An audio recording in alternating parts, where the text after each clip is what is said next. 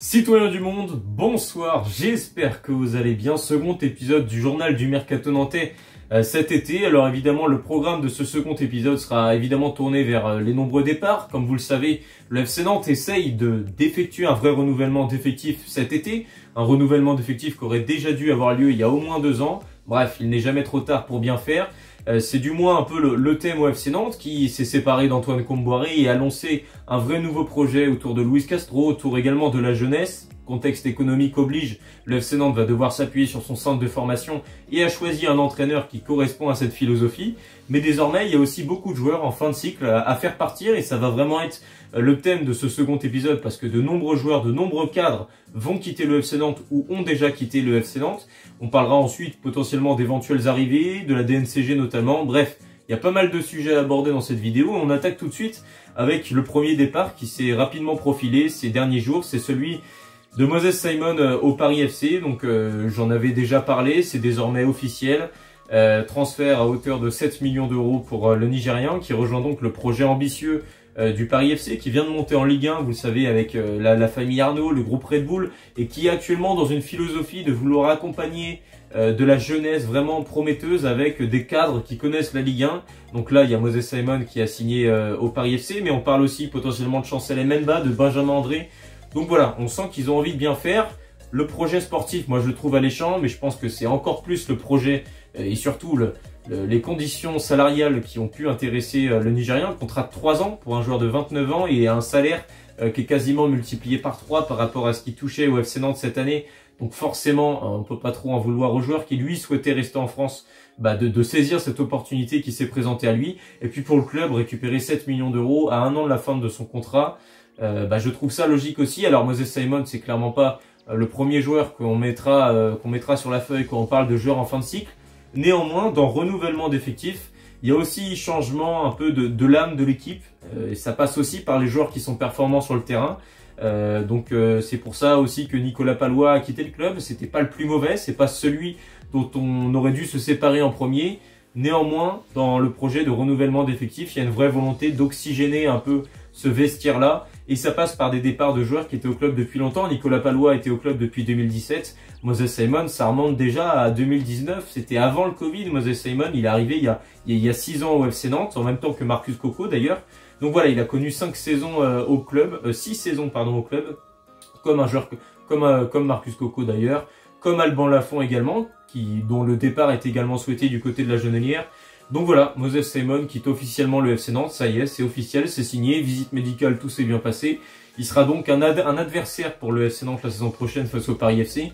Espérons qu'il ne fasse pas trop mal d'ailleurs dans la double confrontation qui va avoir lieu entre Nantais et Parisiens la saison prochaine. Mais c'est un sacré coup pour le Paris FC et une sacrée perte pour le FC Nantes. Néanmoins, avec ce projet de renouvellement d'effectifs, je comprends ce départ et le fait que Nantes parvienne à en tirer 7 millions d'euros.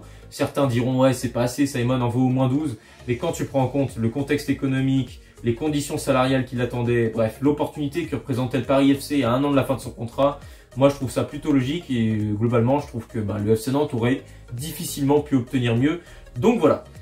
Un départ qui par contre me chagrine un peu plus parce que c'est un joueur qui était au club depuis seulement 2 ans, vraiment un de mes joueurs favoris de ce vestiaire-là. Douglas Augusto devrait prendre le même chemin que Moses Simon, à savoir quitter le FC Nantes. Il ne devrait pas signer au Paris FC non plus.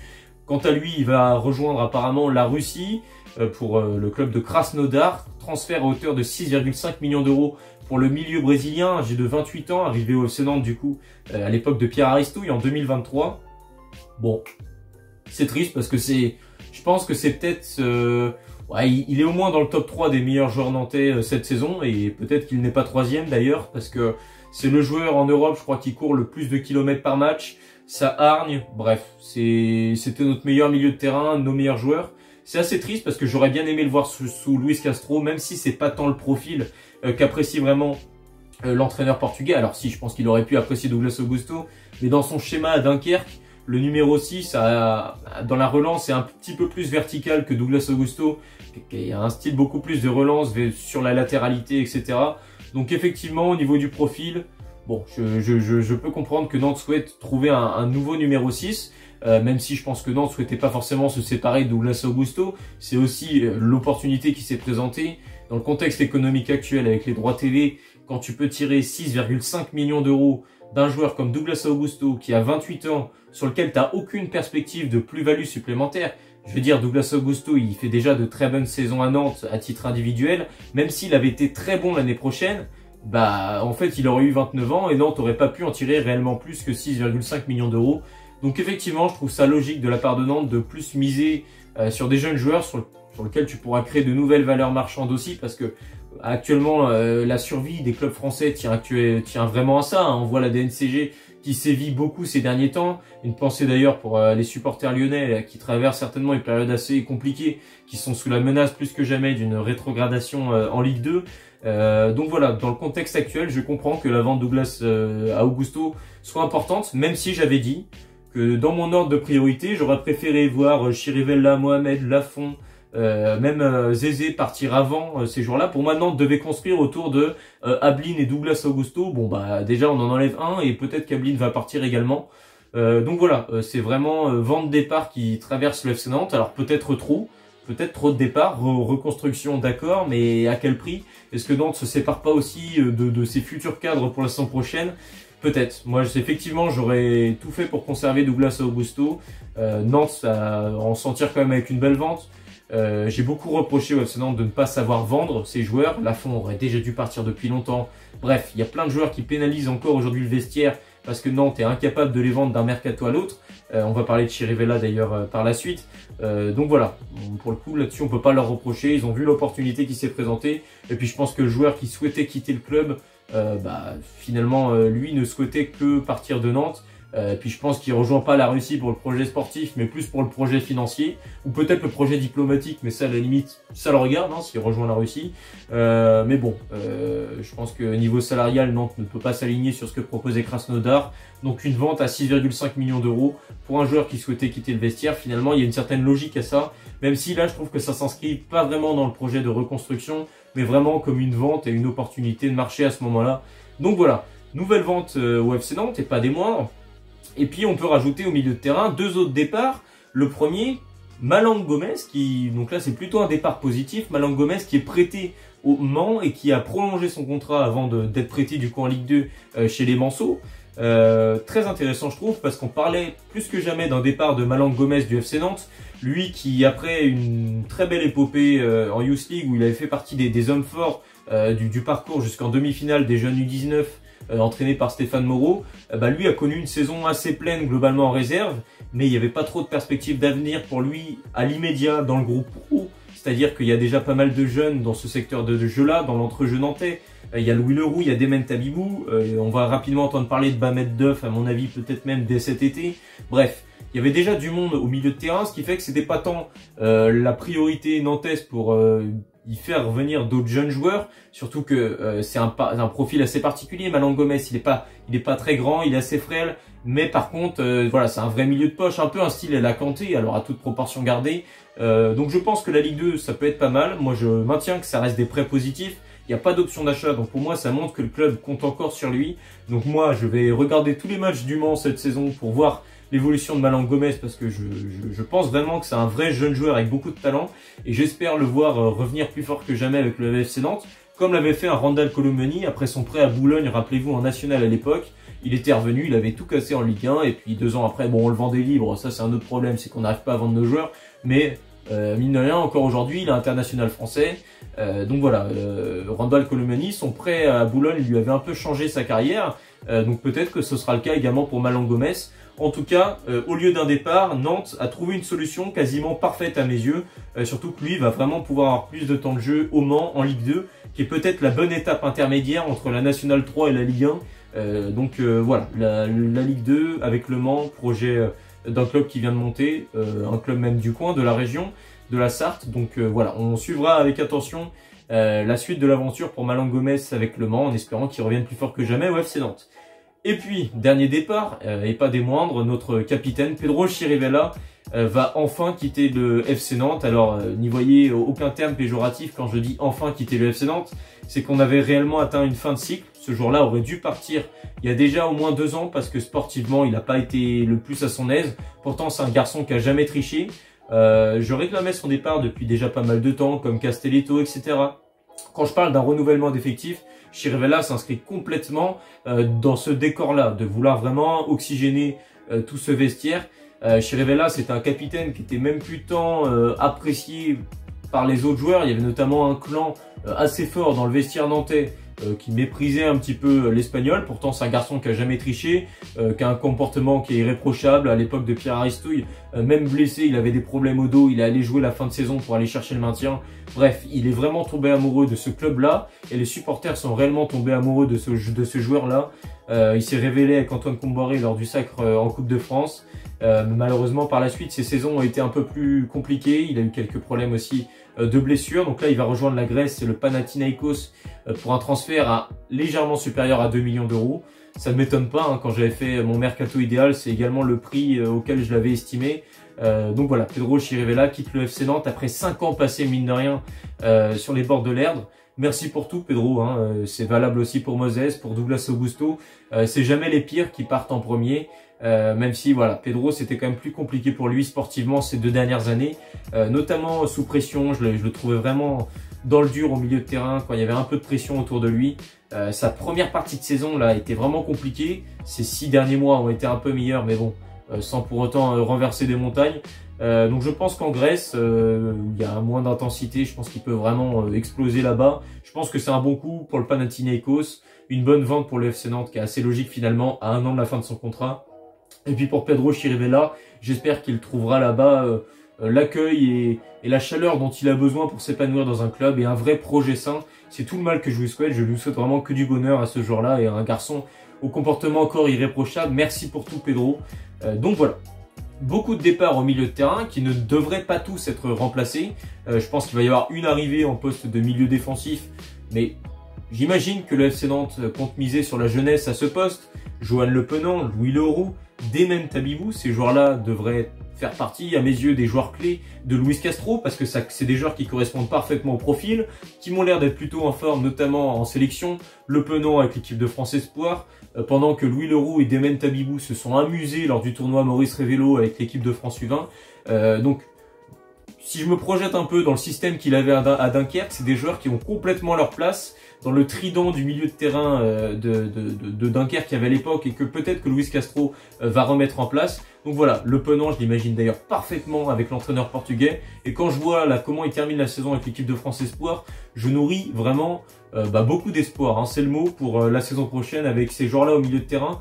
Donc voilà, 3 départs au milieu, un seul devrait être remplacé à mes yeux, c'est au poste de numéro 6, donc le départ de Douglas Augusto. Pour le reste, c'est des départs assez logiques. Donc voilà, le projet de Nantes prend enfin forme. De nombreux départs du coup sont déjà quasiment officiels. On rajoute à ça Nicolas Pallois qui du coup j'avais déjà annoncé ne serait pas conservé après sa fin de contrat et qui devrait selon SoFoot s'engager avec le Stade de Reims. Pour toutes les infos que je vous ai données, que ce soit Douglas Augusto ou même Pedro Chirivella, c'est des informations de l'équipe et confirmées par Ouest France ou inversement.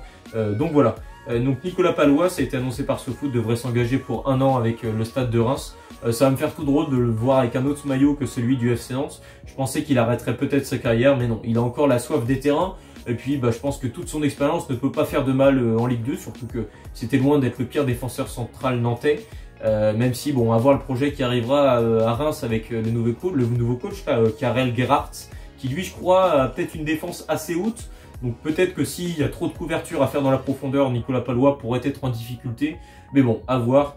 Malgré tout, Reims avait le souhait de faire un nouveau coup un peu à la Abdelhamid. Ils sont donc venus chercher Nicolas Pallois, ça devrait se faire. Et puis Marcus Coco, qui était également en fin de contrat avec le FC Nantes, lui, s'est inscrit dans un programme on va dire de préparation physique, de pré-saison dans le but de trouver un nouveau club. Ça s'appelle l'UNFPFC. Du coup, qui est un programme qui est organisé, je crois, par la Fédération Française de Football ou par la Ligue, je ne sais plus, et qui vise en fait à aider les joueurs professionnels à retrouver un projet, les joueurs qui n'ont plus de club et qui n'ont plus de contrat, à retrouver du coup un nouveau projet dans un club pro. Alors pour lui, peut-être que l'avenir s'écrira également en Ligue 2 ou peut-être dans un club de seconde zone à l'étranger. On verra ça, mais du coup voilà, Marcus Coco qui va donc faire une pré-saison avec l'UNFPFC. Donc voilà pour les infos. On termine du coup avec un petit point à propos de la DNCG. Après, je reviendrai d'ailleurs sur les autres départs potentiels à venir. La DNCG, du coup, contrairement à Lyon, et c'est ce qui a fait un peu les grands titres et ce qui émeut un peu le football français ces derniers jours. D'ailleurs, un club comme Nantes, qui est un club historique, j'éprouve beaucoup de compassion autant envers les supporters bordelais que lyonnais, qui peuvent voir à tout moment leur club dégringoler dans les échelons vraiment inférieurs de Ligue 1 et être vraiment menacés quasiment de disparaître. À Bordeaux, on a même parlé de ça.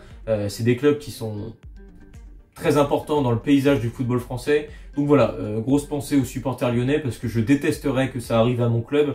Donc évidemment, je pense à eux, surtout que eux n'y sont pour rien. À chaque fois, c'est lié à des ventes, à des fonds étrangers ou à des investisseurs étrangers. Gérard Lopez, magouillante, il a envoyé Bordeaux en National 2. Textor, qui arrive avec plein de bonnes ambitions pour la répartition des droits. Je me disais, tiens, finalement, c'est peut-être pas mal. Mais quand tu vois derrière sa gestion financière avec son groupe, lui qui n'écoute même pas les consignes du gendarme financier, bah, je plains les supporters lyonnais d'avoir un propriétaire comme ça. Au moins, au FC Nantes, on peut reprocher tout ce qu'on veut à Valdemar-Kita. Mais financièrement, en temps de crise, il a investi l'argent qu'il fallait pour permettre au club de rester en Ligue 1 et surtout permettre aux salariés de conserver leur poste. Parce que là, on parle quand même de salariés qui, au mois de septembre à Lyon, je crois que c'est plus de 400 salariés, ne sont même pas sûrs de retrouver leur poste. Donc voilà, fin de la parenthèse lyonnaise. La DNCG, le FC Nantes l'a passé visiblement sans trop de soucis. Aucune mesure n'a été prise à l'égard du club nantais. Je crois que les ventes, autant de Simon et de celles qui arrivent, ne faisaient même pas forcément partie du dossier nantais. C'est-à-dire que Nantes n'avait pas forcément besoin de ces ventes-là pour pouvoir passer la DNCG. Néanmoins, ça permet au club de réalimenter encore un peu plus le budget sans que Valdemar-Kita n'ait besoin de remettre 40 millions comme il avait fait la saison dernière. Donc ces ventes-là étaient malgré tout importantes. Elles sont en train d'arriver. Mais Nantes ne compte pas s'arrêter là au niveau des ventes. Plusieurs gros salaires sont visés. Chirivella était le premier. Ça devrait donc être fait. Désormais, Mostafa Mohamed, j'ai vu peut-être un club turc serait intéressé, mais bon, quand je connais son salaire et connaissant un peu le personnage, on va dire de loin, je pense qu'il sera assez exigeant sur son futur club. Donc Mostafa Mohamed est encore loin d'être parti du club. Alban Lafont, qui est à plus de 50 000 par mois, à plus de 150 000 par mois, pareil, qui ne joue plus. Il lui faut absolument trouver une porte de sortie cet été. Jean-Kévin Duverne et Jean-Charles Castelletto, c'est les 4 prochains départs qu'on peut réellement souhaiter au FC Nantes. Une fois que ces joueurs-là seront partis, Nantes pourra vraiment reconstruire sur des bases très saines. La déconstruction aura eu lieu. Désormais, ce sera la reconstruction avec du recrutement, de la jeunesse et un entraîneur qui est déjà là et qui, je trouve, apporte de vraies perspectives d'avenir, Luis Castro, sur lequel je nourris beaucoup d'espoir. Donc voilà, pour l'instant, je suis plutôt satisfait de par ce qu'il se passe, même si je vois beaucoup d'émotions des supporters nantais autour de départ de joueurs qui étaient au club depuis des années et qui n'étaient pas forcément les moins bons. Moses Simon surnageait dans cet effectif nantais, par exemple. Mais voilà, il y a un moment donné où il faut tourner la page et je pense que quand tu parles d'un vrai renouvellement d'effectifs, ça passe aussi par le départ de joueurs qui sont performants, qui sont là au club, mais dont le départ est nécessaire, autant pour les finances du club que pour l'idée de réoxygéner encore un peu ce vestiaire-là et de faire aussi de la place malgré tout à la jeunesse. Nantes est un des meilleurs centres de formation en France, c'est l'ADN du club, on ne peut pas faire fi de ça, on l'a réclamé tous à bon nombre de fois. Désormais, on devrait peut-être l'avoir, ce projet enfin tourné autour du centre de formation, d'un entraîneur ambitieux. Allons-y. Évidemment, rendons hommage à ces joueurs-là qui nous ont apporté la Coupe de France, mine de rien, et qui quittent le club en nombre en ce début de mercato. Mais voilà, tournons-nous vers l'avenir. On verra pour les arrivées. J'espère d'ailleurs que Nicolas Puzza, j'ai vu que c'était une rumeur, j'espère que lui ne reviendra pas au FC Nantes, parce que je trouve que, encore une fois, que c'est un aveu de faiblesse de partir avec lui en tant que titulaire au poste de latéral gauche. Donc voilà, j'espère en tout cas que ce second épisode du journal du Mercato nantais vous aura plu. Si c'est le cas, n'hésitez pas à me le dire dans l'espace commentaire et à vous abonner à ma chaîne YouTube. Allez, ciao!